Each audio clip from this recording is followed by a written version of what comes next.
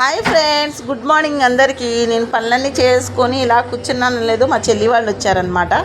ఇంకా రేపు మండే నుంచి హాలిడేస్ కూడా అయిపోతాయి, స్కూల్ స్టార్ట్ అవుతాయి కదా, సర్లే అని చెప్పేసి 2 రోజులు ఉందామని చెప్పి వచ్చారు.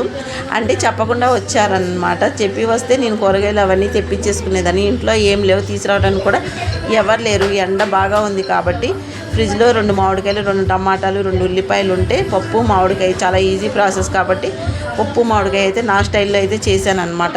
ఓ 10-15 పచ్చిమిరకాయలు, ఉప్పు, కారం, పసుపు వేసి ఒక 5-6 విజిల్స్ వచ్చేలాగా చేశాను. ఇటైతే సగ్గుబియ్యం పాయసం అయితే కాస్తున్నాను బెల్లం వేసి. ఎందుకంటే మా పెద్దమ్మాయికి బాగా జ్వరం, దగ్గు, జలుబు.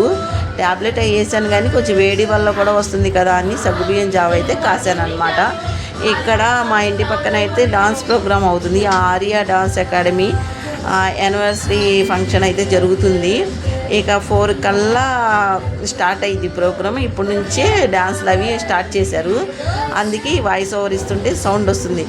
అయితే నేను ఇక్కడ పప్పు అయితే మెదిపేసుకుని ఒకవైపు అన్నం, ఇంకోవైపు అప్పడాలు వేయించుకుని చాలా రోజులు అవుతుంది ఫ్రెండ్స్. అసలు మేమైతే బయట నుంచి అప్పడాలు తెచ్చుకోము.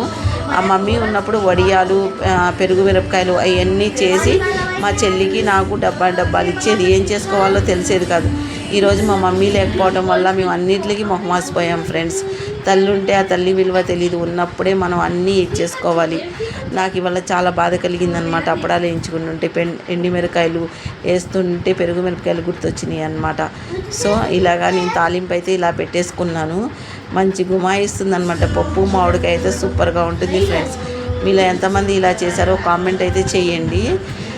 పప్పు తాలింపు పెట్టేసిన తర్వాత వేడివేడి అన్నం అయితే వండేసాను. టైం అయితే 1:30-2 అవుతుంది ఫ్రెండ్స్. పిల్లలు ఆకలికి మలమల అంటున్నారనమాట. మొన్న ఆవకాయ పచ్చడి పట్టాను కదా, అప్పుడే తీసాను. చిన్న రసాలతో పట్టాను కదా ఆవకాయ పచ్చడి. చాలా పుల్లగా ఘాటుగా చాలా టేస్టీగా ఉంది ఫ్రెండ్స్. అసలు ఏమైందా, అందుకని ఇంకా మేము బయటే కూర్చున్నాము 2 ఫ్యాన్లు పెట్టుకొని. ఇక పిల్లలు నేను ఇంకా ఎంజాయ్ చేసుకుంటూ తిన్నాము.